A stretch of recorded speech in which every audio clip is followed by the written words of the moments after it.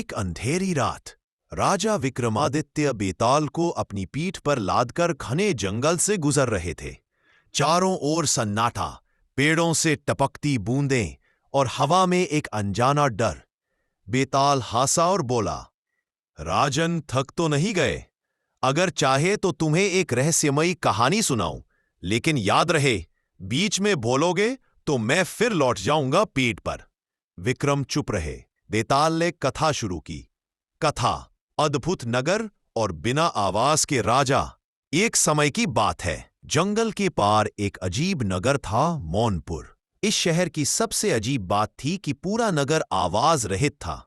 लोग बिना बोले एक दूसरे को समझ लेते थे, दुकानें चलती थीं, व्यापार होता था, लेकिन कोई आवाज नहीं। सबसे बड़ी रहस्य की बात, नगर का राजा नृपसिंह भी कभी नहीं बोला, पर उसकी सारी आज्ञाएं बिना शब्द के समझी जाती थीं।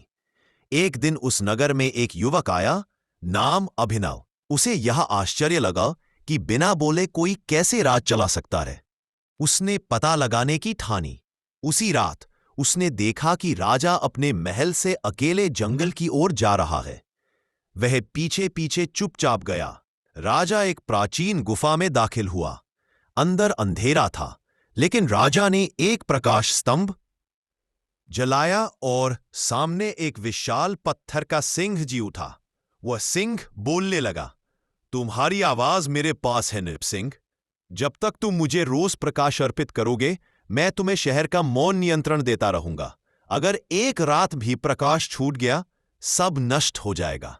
अभिनव यह सब देख दंग था। उसी क्षण राजा की नजर उस पर पड़ी। उसने बिना बोले अपने सैनिकों को संकेत दिया और युवक को पकड़कर कैद में डाल दिया। अगली रात तूफान आया।